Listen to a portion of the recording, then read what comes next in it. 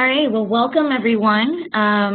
Thank you for joining our Thursday webinar. We're continuing with our Thursday webinar series. This week is fixing the SNAP system from application to spend. And what we'll be talking about today is different points in which someone who is trying to get additional aid for their food expenditures through the SNAP program, what does that process look like, and what have we learned so far? So there's a little bit of background. My name is Wendy Villarosa. I'll be leading the webinar today. I'm the head of research for Common Sense Lab. This presentation was put together by Joanne Yash. She's the head of data analytics for Common Sense, as well as, with our great partnership with Propel, with Jeff Kaiser. So what you'll hear from everybody involved at some point in time, but if you're new to the Common Sense world, I'll just give you a quick intro of who we are and what we do before we dive into the presentation. So Common Sense is a financial research lab at Duke University, and we create and test interventions that help low and moderate income households increase their financial well-being. Our goal is to improve the financial well-being of 1.8 million Americans over a 3-year period, and we're 100% funded by the gracious support of the MetLife Foundation.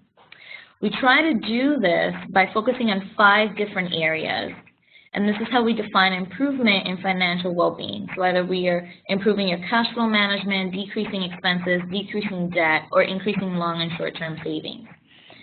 The way that we get to these 5 key areas is by creating partnerships with people on the ground, whether they're fintech companies, credit unions, financial institutions, or nonprofits. We create interventions together and test them to say whether or not they're having a positive impact. And when we can't find a partner, we have a different point of view, we'll create products from the ground up. One of the theses that we have is to disseminate research broadly, not only the research that we learn, but research from social science and behavioral economics, so that everyone who has a vested interest in improving the financial lives of low and middle income Americans can be well equipped. So as part of that, that's why we're here on this webinar thinking about the SNAP program. So to begin, I'm sure most of the people on this webinar are aware, but just to get us on the same page, SNAP was formerly called the Food Stamp Program. It's a supplemental nutrition assistance program, and roughly 1 in 7 individuals in the U.S. benefits from SNAP. The average SNAP benefit that someone will receive is around $125 on an individual basis and around $250 for a household. Since 2004, these benefits have been delivered instead of a paper check through what we call the EBT card. And so depending on the state in which you live, benefits will get automatically transferred on a card that you then have the ability to use throughout the month, and they get replenished on a monthly basis. Now, the importance of SNAP and the reason why we're honing in as an organization on this program is because 50% of Americans will be eligible for SNAP at some point during their lifetime.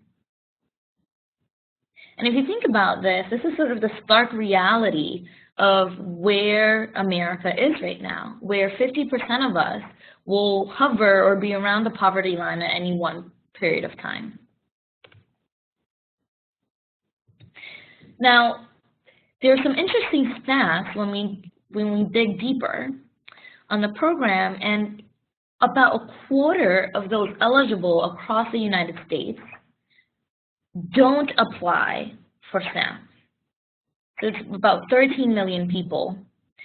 And so when you think about this, it's kind of an odd conundrum, right? You have individuals who are living paycheck to paycheck, even below what I would call a paycheck to paycheck type of lifestyle, who are really hovering this poverty line, and yet are not applying for this great benefit, right? Again, $250 per household on average.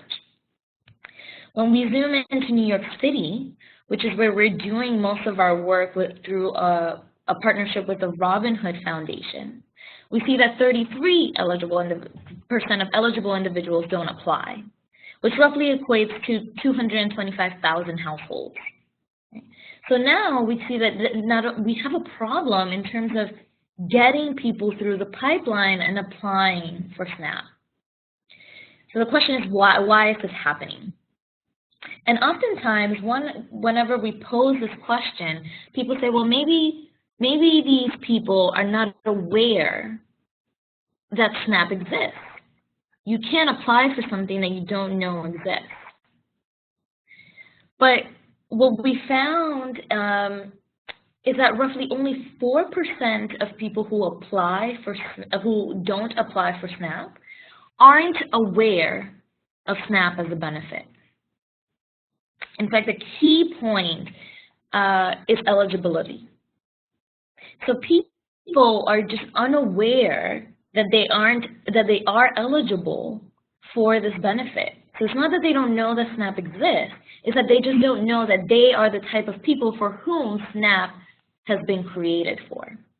And whenever there's uncertainty in a system, right, I'm not sure if this is for me or not, typically what happens in our mental cognitive bias is to do nothing, where we just assume, our default assumption is that it isn't for us.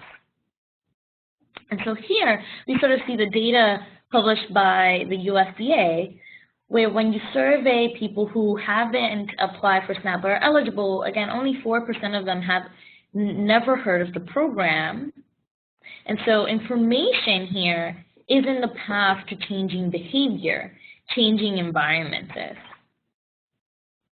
And when you look at the whole pie of the self-reported reasons why people don't apply for SNAP, here we get the story that we mentioned earlier, which was roughly 70% of these people just didn't know that they were eligible.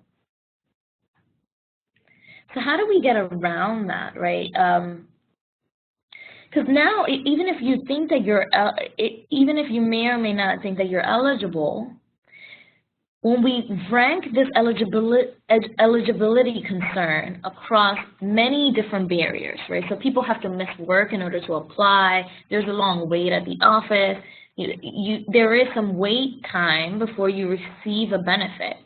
All of those reasons sort of pale in comparison to, again, the number one reason, that perceived ineligibility. This isn't for me. This is for someone else. This is for a different type of household. And that is sort of a rhetoric that we have to change fundamentally, because these 25% of people who aren't applying are suffering. And there's just no other way to put it. If you're living on the poverty line, you need help. And you need help in order to feed you and your family. Now, that's one barrier, right? So I don't know whether or not I'm eligible. I don't think I'm eligible, or I don't think that I'm the type of household to be eligible. But then the other sort of cost of completing an application is something that we have to talk about very deeply. So if you're a family that's living paycheck to paycheck, you're probably an hourly worker. You're probably stretched out to the extreme, holding multiple jobs at one time. And so the cost of your time becomes a real barrier. So in order to complete an application, on average, people need to take about two and a half trips to the food stamp office. Now, every trip that you take is an investment of your time. Right? So you have to take time getting there, being in the food stamp office, applying, and that's roughly 6.1 hours. So if you think about someone that's working a 40-hour work week and now has to take more than 10% of their earnings away because they're trying to apply for a SNAP program, we're missing the point of why SNAP exists.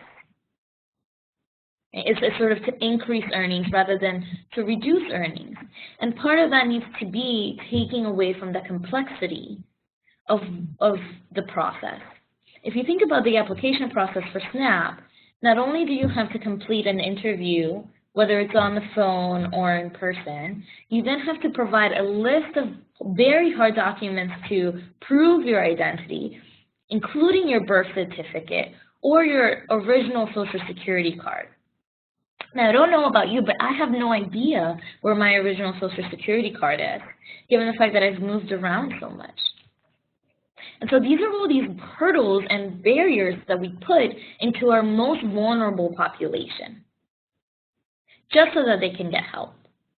This is something that we fundamentally have to fix. The last thing I would say is a key barrier here is not just eligibility, it's not just making it easier for people to apply, reducing the time that it takes someone to apply, but it's also thinking about the lack of feedback through the process. In this case, when a typical person applies for food stamps, it's either 0 or none.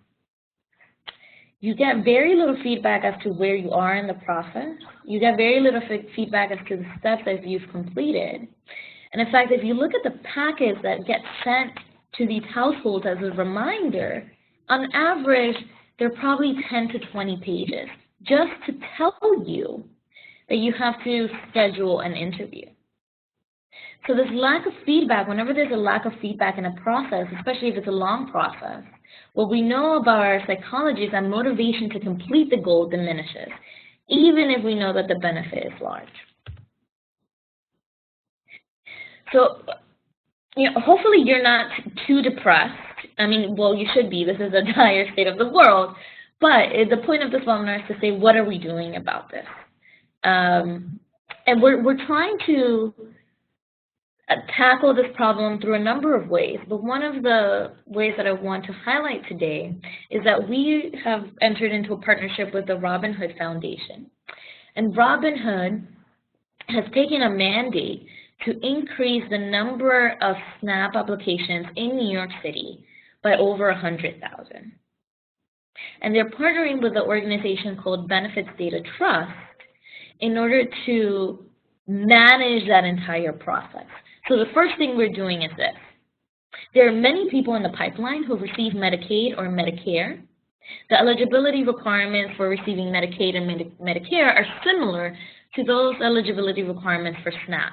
So we're doing a targeted active outreach to these people to say, hey, you may benefit from SNAP. Call us and we'll help you apply so that you're not alone, so that we reduce the 6 hours that you have to invest, because we'll do a lot of the legwork for you as much as we can. Now, through the registration form, we got a lot of questions around seniors. Seniors is one of the largest populations of people who aren't on SNAP and should be. And this is one of the ways that we think we're targeting this. So BDP has actively targeted seniors who are on Medicare. And we've seen about an 18 to 20% uplift in terms of people reaching out, reading our outreach letters, and sort of calling in to apply. We're also going to try to reduce some of these barriers, right? And so there's no reason why someone should have to sift through a 20-page document in order to learn that they have to schedule an interview. And so we're going to send outbound SMS text messages so that people don't have to read through this document. They can just reply and do the whole scheduling process through an SMS platform. And then once that happens, we'll then manage the whole follow-through process, right? So, hey, we see that you haven't made your appointment yet. How can we help you? Hey, you haven't submitted this document yet. Is it lost? How can we help you? So that we are not getting these lost people through the funnel. The latest estimate, and it ranges a bit between who you talk to, but anywhere between 35 to 50% of started applications fall through the crack because we're not actively managing the follow-through. And people have different opinions about this, but our core thesis is this is our most vulnerable population. These are people who are working to try to make ends meet on a daily basis. And this is getting them a little bit of benefit so they can feed themselves and their families. If we can make that just a little bit easier, then we're doing something positive for the world. So that partnership is just starting, and sort of share some data already in terms of initial successes. But once someone has applied for SNAP and received the benefits, now we have to think about the structure of the disbursement. And the structure of the disbursement matters. How we disperse these funds, $250 on average for a household, really matters. And why does it matter from a psychological perspective? Let's think about this. So most states, I would say all states, there's a few pilot programs here and there, disperse SNAP benefits once a month, whether that's at the beginning of the month, whether that's at the end of the month, or whether that's random based on the last 2 digits of your Social Security. That's when they typically disperse this benefit. But this once-a-month type of mentality has some real downstream consequences into how these funds are being dispersed. Now, I want to make it very clear that SNAP benefits cannot be used for things like alcohol or hard goods or cigarettes, right? There's sort of this rhetoric that's just not true, because by default you can't use SNAP for any of these purchases. You have to use SNAP benefits on food. But within the food spectrum, there are some purchases that we want to encourage, and there's some purchases that we don't want to encourage. What dispersing the amount on a monthly basis, the effect that that has is what we call a windfall effect on people's psychological psyche. Especially during a period of scarcity, deposits received on a one lump sum can lead to overspending or misspending due to what we call, again, this windfall effect, which is, in short, I'm living in this period of scarcity. I've now received $200 at one point. I now think that I have more money than I actually have. So this $200 seems bigger than what it actually is. When we look at the data, and social science has tested this time and time again, that leads to different behaviors. So in Peru, as an example, so we're getting away from the United States, but in Peru, the government assistance program moved from dispersing aid from the twice-a-month mechanism to once-a-month payment like we have in the U.S. And now in Peru, they don't have necessarily the same restrictions on benefits. But once they moved from twice a month to once a month, they saw a 70% increase in alcohol and sweet purchases. Now, our job here is not to judge these people. Living on the poverty line is very difficult, and you don't often get time to treat yourself. But if we want these funds to last, we need to divert these funds towards, especially in Peru, right, towards groceries. And so what we've seen in Peru and in other places is that once you have a once-a-month payment system, you're much more likely, because you put people into this payday or windfall effect mentality, you're much more likely to make non-essential, non-core expenditures. And we care about this because for these families, we need the funds to last throughout the entire month. Right? We want these funds to go to necessities. We want these funds to go to real grocery expenditures versus things that are just being created because of the way that we've dispersed the fund. The other thing that this once-a-month disbursement process is doing is creating what we call a feed and famine monthly cycle. So that in the beginning, where people are in this windfall or payday mentality, they sort of overspend at the beginning.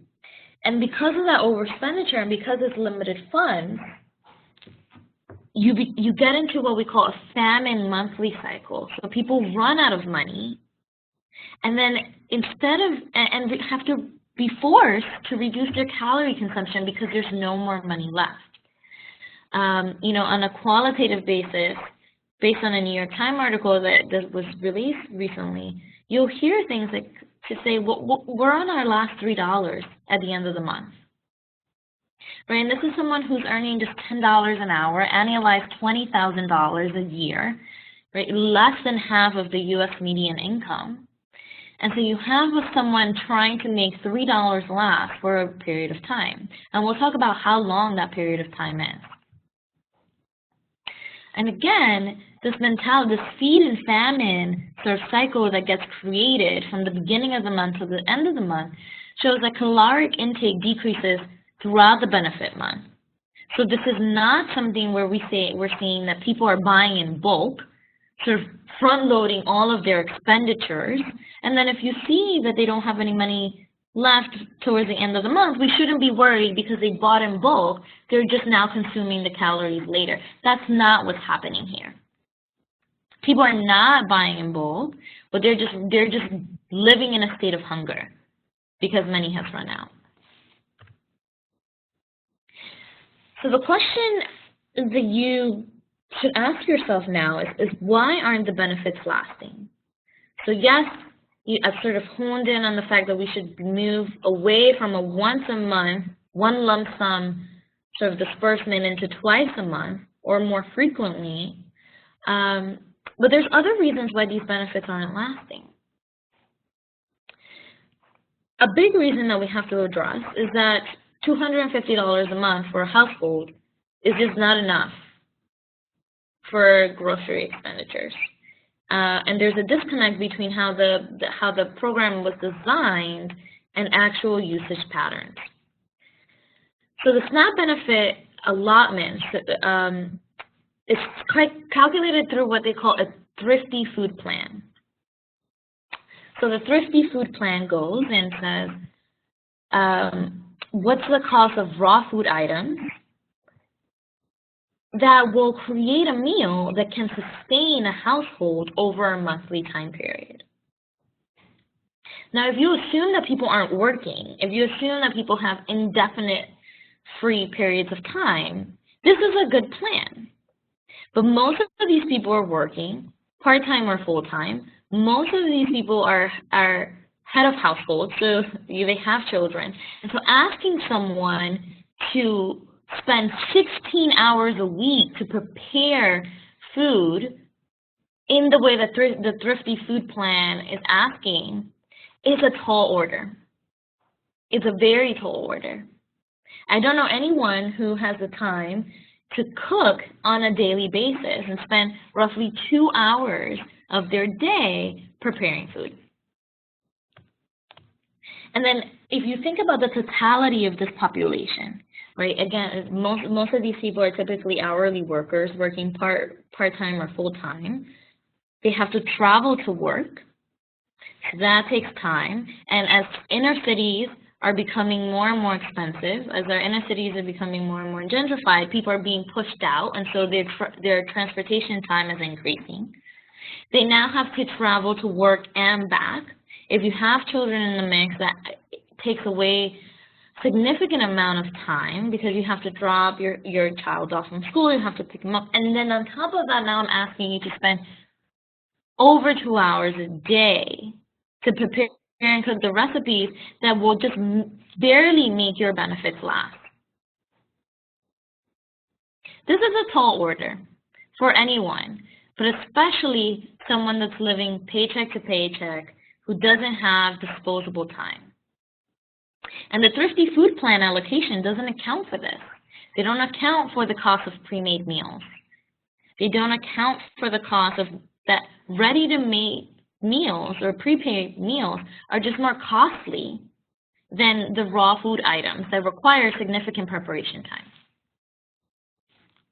And by the way, all of these time estimates do not include the time that you have to spend shopping for the raw food items or even cleaning up because I'm asking you to cook. This is an underestimation of the time cost that we're putting on this population. Yeah. So what have we learned so far, and what are we doing to sort of fix some of these problems? We've partnered with a company called Propel, and the CEO of Propel is on the webinar call, so I'll let Jeff sort of introduce the company and just explain quickly what, the great value that they have here, and then we'll go into some of the data that we've learned so far. So Jeff, do you want to introduce Propel? Yeah, absolutely. Can you hear me? Yes, you can. Great. Thanks so much, Wendy. My name is Jeff Kaiser. I'm the COO of Propel. We are a software startup based in Brooklyn, and we build products for people receiving SNAP benefits. Our core product is a smartphone app called Fresh EBT, and the core functionality of the app is to make it easier for people who receive SNAP benefits to check the balance on their EBT card. When we started working on SNAP, we heard from a lot of recipients that one of the major pain points in receiving benefits was knowing when your money arrived and how much was left on your card. And this was a behavior that people were going through multiple times a month as they thought about shopping. And the best way to check the balance previously was to call a 1-800 number on the back of the card. And we thought that was a little bit outdated, so we started investigating kind of a better way to do this and built Fresh EBT earlier this year. The idea is that you can check the balance on your EBT card in just a few seconds, and you can view spending and transaction history.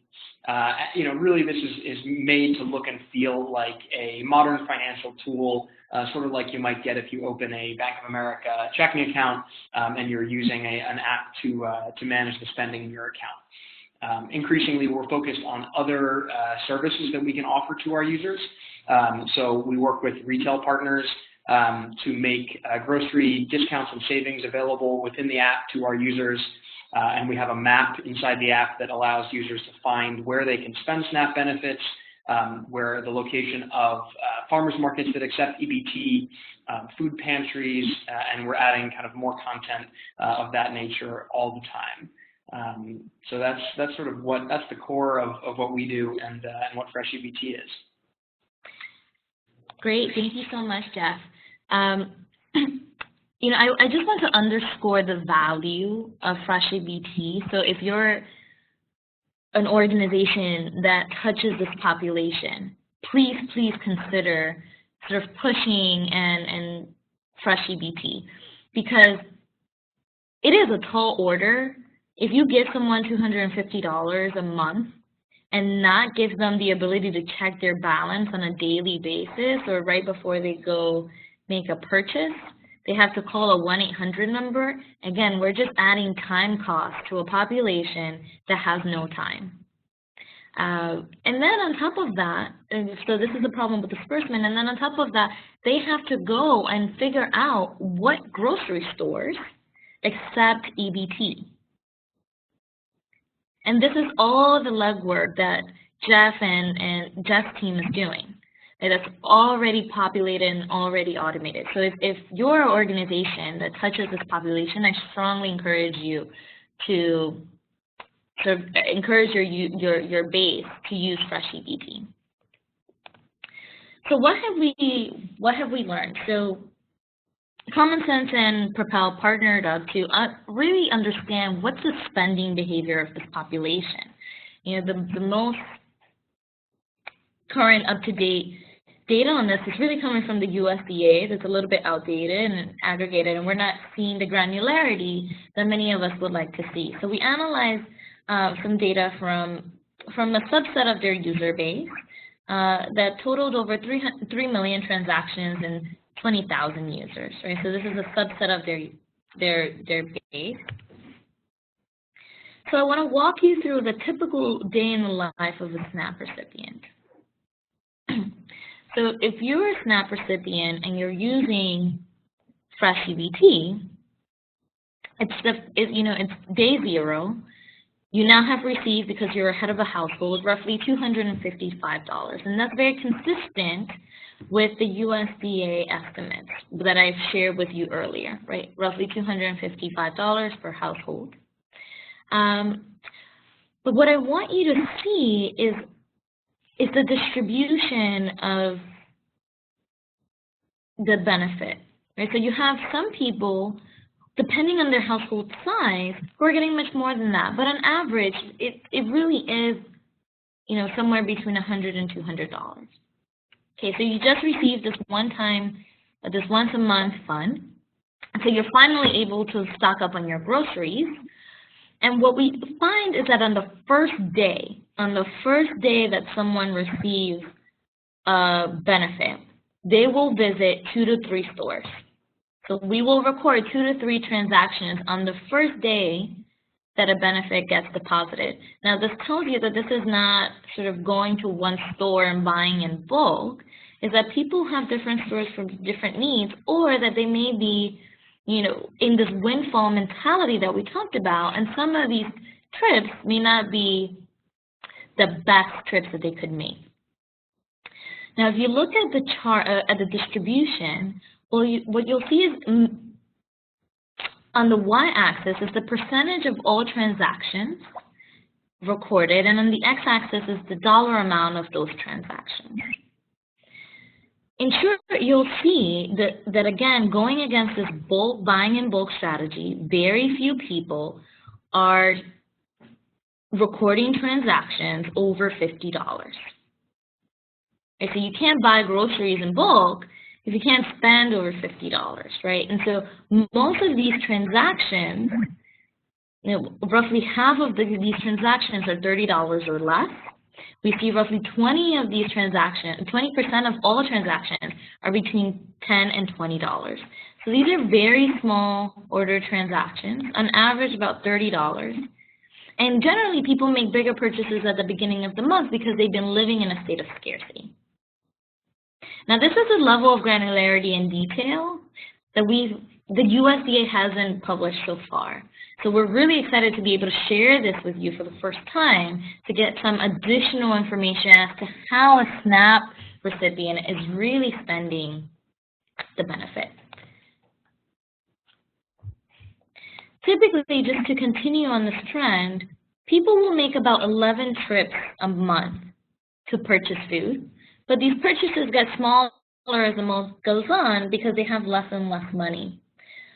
But if you think about $250 over 10 trips, again, that's not necessarily a buying in bulk story. That's a $25 trip every time. And so you're buying some rice. It's almost like they're buying on a meal basis rather than a monthly basis. And the other thing that we find is that where people are mostly buying, like the frequency of where they're purchasing, is not necessarily the supermarkets that we would think. It's small convenience stores.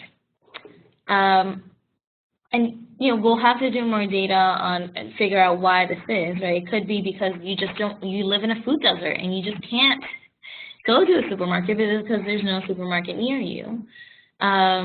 But it does tell us that the way that we're dispersing right now could be optimized if we really want to encourage this bulk type of expenditure, this grocery level type of expenditure. Now, I think the most interesting piece of data that we've gotten from this research is the spending curve throughout the month. So what you'll see on the graph here is on the y-axis is the percentage that's left, the percentage of your balance that's left. And on the x-axis is days after you received the benefit deposit. So at day 0, the day that you received it, you have 100% of your funds. But I want you to see how quickly that slope decreases, such that by day 9, people only have 20% of the funds remaining. That means by day 9, if you're receiving, $250 a month for a household, right? This is not on an individual basis. That means you have $50 left to last you from day 9 to 30 throughout the month, on average. And by day 21, you have nothing left. We should be really concerned about these stats because it really means that the SNAP program, which we've tried to design to help people purchase on a monthly basis, for their grocery expenditures on a monthly basis, really is just helping them for the first week. And part of that is, again, the way that we disperse it, part of it is the way that we calculate it, and part of it is the fact that we haven't structured it in a way to help people budget their money throughout the month. We're sort of inducing this windfall effect that we referred to at the beginning. Now, why is this data exciting? Well, if people were perfectly rational and we didn't have any biases in the way that we spend our money, you would see a spending behavior curve that looks like the red line, right? That's what we really want to see, that people are spreading their SNAP benefits smoothly throughout the month so that we don't get these feed and famine cycles, so that we don't get households in starvation, really, like in hunger for weeks at a time. And we know that for these households, children perform worse in schools when they've run out of their SNAP benefits. It has real consequences on people's lives.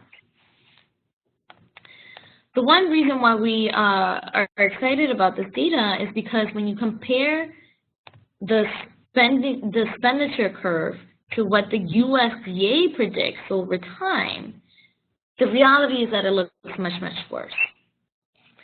So that middle line is what the U.S. Most recent report of 2009 sort of highlights is how people spend their SNAP benefits over time. So here we would say, okay, people will spend 80% of their SNAP benefit by their second week. And what our data shows is that's not true. It's by their first week, right? It's by day 9. Okay, so just to summarize here, right, what is happening? People are getting, on average, $250 a month. Their average expenditure per shopping trip is very low, about $31 a month, and they're making frequent trips throughout. So what are we doing about this? What are we doing to help people smooth their consumption over time? This is where our partnership with Propel has really flourished. So we created an experiment in which, for a certain subset of the population, we've added a recommended weekly budget. And so you can see for this user, fake data of course, but you can see for this user, they have about $200 left in their food stamps, and we recommend, in order to make this money last throughout the month, that they spend $45 this week. So this is our main way to combat the windfall effect, because we can't change the government just yet. Right? The conversations are being had, but until then, what can we do today to help combat the windfall effect? And what we're seeing indicatively is that we are smoothing out the consumption curve. We are in the early days of this experiment. We launched a little less than a month ago. And so we're excited that in about 2 months, we'll have the data from this experiment to share with everyone to see, did we actually smooth out this consumption? But for the first couple of weeks, we see that it has. And I don't want to get too, I don't want to sort of throw out numbers, because this will change as numbers grow. But it seems to have a positive effect. So with that, I'll sort of end and say that others are also taking notice. So it's not just the awesome folks at Propel who are taking notice, but the state of Florida is piloting distributing benefits not on a bi-weekly basis in March of 2017. And I think this has to be, for anybody in the space, this has to be our main way of attack. We have to push for this on a state-by-state basis. We have to push for this at every level, because it does create these feed and famine cycles that we're talking about. When we have just one lump sum, it's very hard for anybody, let alone this population, to budget one lump sum throughout the month. Okay, so hopefully everybody on this webinar has gotten a sense of what we're doing to try to solve 2 problems. The first is, how do we get people to apply for SNAP who are eligible but haven't applied? and how do we keep people in the application funnel so they submit a successful application? And then the second is once you've sort of reached that promised land, once you've gotten your benefits, how can we help you manage those benefits more effectively? With that, I'd like to open it up for questions. If you can use the chat box to just type in your question, please feel free to do so. Some of the questions that we've received so far through the registration form is, someone says, a woman I know gave 2 young boys from a low-income family a little money for Christmas one year to spend money on something that they really, really wanted. The boys went and bought deodorant. Are there any efforts in the works to cover non-food essentials through SNAP, such as toothpaste, toilet paper, deodorant, and diapers? And Jeff, feel free to chime in here, but I don't know that anybody is thinking about expanding SNAP to include these non-food essentials. It's been created in such a way that it actually restricts most of the expenditures to food. You can't even go into a Subway and buy a sandwich, right? It has to really be focused on groceries. But the point that this question really brings out is a good one, which is this population has many needs, and there are many ways to address this. Now, outside of SNAP, there are other programs who are trying to tackle this. So WIC, as an example, is a program, especially for new mothers, where diapers is one of the approved purchases, as well as formula and other necessary items like those, which are really geared towards new parents. But that's another program outside of SNAP, right? We can have a whole another webinar on WIC. One addition, Wendy, definitely right that there is a big gap in these sort of household products in SNAP coverage, and we were very glad to see the White House do some interesting work earlier this year on what they call the diaper divide, and they brought a bunch of really cool partners to the table, including Jet.com, who's leading an initiative working with a number of nonprofits and diaper banks to make those types of products more easily available to the types of families that receive SNAP. So while it's not included in SNAP, I do think there's some effort in the government to address this, which is fantastic. Yeah. I will say, one of the things that we have to address for this question is that there has been a rhetoric that of a food stamp queen, of someone sort of going out there and abusing food stamps in a way that's draining tax dollars. And that is a rhetoric that is just frankly not true. If you look at the statistics on fraud on SNAP as an example, the numbers are just not there. Less than, and Jeff, correct me if on the numbers if you remember, but less than 1% of people on SNAP commit any type of fraud, and I think the number is actually less than 0.1%, but I can't remember whether decimal place landed there, but it's just not true. And I think this rhetoric has also forced some of our legislators to sort of try to constrict SNAP in a way that tries to prevent for this fraud that just isn't actually happening. It's a fear that's unfounded. Okay, so we have another question here. It just came in. Since SNAP is intended to supplement income shortfall and volatility, are you assuming that a combination of evenly spreading SNAP spending throughout the month plus a higher SNAP payment will optimize spending on food for a given month? I think you hit it. You hit the nail on the head. Yes, that is our assumption. We're talking. I think many people talk about SNAP as a supplement of income for groceries. And when you talk to the people who are receiving benefits, they think about SNAP as their entire grocery budget. So this is really not a supplemental type of income. This is the income that people are thinking for their grocery expenditures. Jeff, do you have anything to add here? No, not really. There was some good. There was a good study put out earlier this year, I think also by the White House, that showed that SNAP, more than any other safety net program, has the largest effect in bringing Americans who are living below the poverty line slightly above the poverty line. So it is certainly an effective program. Yeah. Okay, so Tricia has asked a question here. Have any major grocery retailers tested an incentive for SNAP recipients? And lastly, how many SNAP recipients have a smartphone and could realistically use the app? So incentives for SNAP recipients is tough because through in the current form, you can't discriminate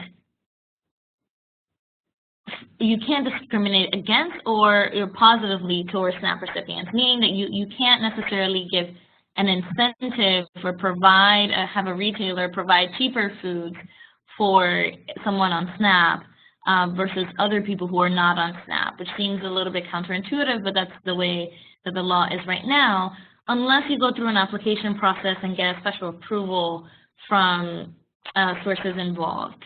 So incentives through grocery retailers, it's tough. It has been done, but tough. Like I said, you have to get special approval. And your question on, do SNAP recipients have a smartphone? Like, is this even an intervention that matters? I'll let Jeff sort of dive into that because I think it's most relevant to him. But I will say that through our work before we started Common Sense, we started the behavioral economics unit at Google. And then what we found is that the majority of Americans, regardless of income, have a smartphone. Smartphone has replaced laptops in many low-income households. They prioritize buying a smartphone over buying a laptop, which makes sense because the utility that you get from a smartphone is just much higher nowadays, right? You can do many of the things you can do on a laptop on a smartphone, and then this data may be outdated because we've been away from the Google world for a little bit, but when we were thinking about internet and access with them, people who fall in the median income, so not necessarily extremely low income, but low to moderate income, roughly 75% of them have a smartphone. Jeff, is there anything you wanted to add there? So we think the number for our target population is exactly that, roughly 75%. One thing that could change that a lot is there is a what people call the Obama phone, which is a government subsidized phone plan for anybody who receives SNAP benefits, or there's a number of other ways to qualify based on income eligibility. That program is going all smartphone as of December 1st this year. So it will actually mean that anybody who gets SNAP benefits is entitled to a free government smartphone. So we think that the target could go up to 100% if penetration of that program grows.